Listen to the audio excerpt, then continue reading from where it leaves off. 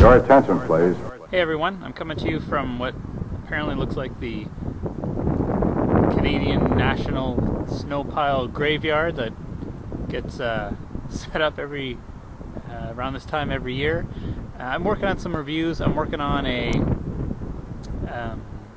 video maybe series. It might be a couple episodes talking about video games over the years, I guess you could say, with a friend of mine. But I wanted to get this video out really quick because I feel it's kind of timely. It's in part in response to an episode of the Jimquisition, which appears on the Escapist magazine, where they're talking about women on covers of video games and playing as a woman in a video game, for men playing as a woman in a video game.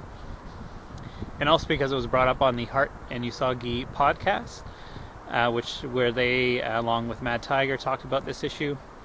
And it comes down to that whole idea of being able to put yourself in the character's shoes, and that being able to identify with a video game character. Now, I might be fooling myself. I might not be looking at it objectively, because I could be thinking of myself the way I would like to think I am. But I still want to provide my perspective on this. And I don't usually tend to think that way. I don't think I'm the character in the video game, so I don't see an issue with it.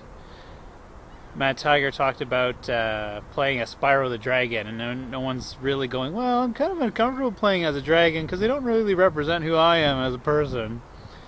And I was thinking the same thing. I was thinking, I've played Marble Madness, and I wasn't watching the screen thinking, that little ball really speaks to me and who I am in this world, and I'm all smooth, and no, it's crazy.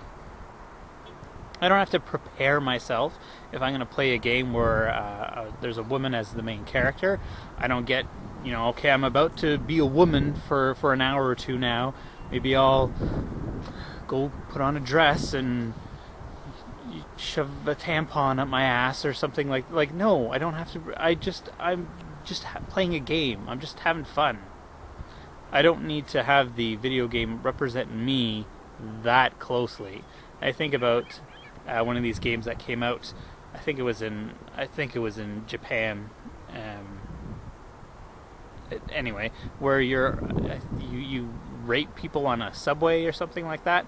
So, yeah, you know what? That's going a little bit out of my comfort zone. What I want to bother having an experience with. I don't want to get that. I look at and go, yeah, this game's not me. But I don't just look at the main character in the game and say, you know what? I'm not that person, so I'm not going to play, because I'm not any of these people. I understand they're not people. I'm just playing to have some fun. In fact, if there was a protagonist that was me, it'd probably be the worst video game ever. You'd constantly be dying, and when you're not dying, you're huddled in a corner somewhere crying, and because you're afraid of the zombies coming at you, or whatever it is that you're in. I would be the worst protagonist ever if it was really me. I don't look at any of these men in video games and go, that pretty much sums up who I am. Kratos, yeah, that's about right. That's me. I'm glad they got me just right, so I can feel really connected to this game. So when it comes to that level of identifying myself with a video game character, I just don't get it. And whether it's insecurities or whatever the situation is, I don't see any issue with playing as a woman in a video game, as an animal, as an object. It all has the same relevancy to me.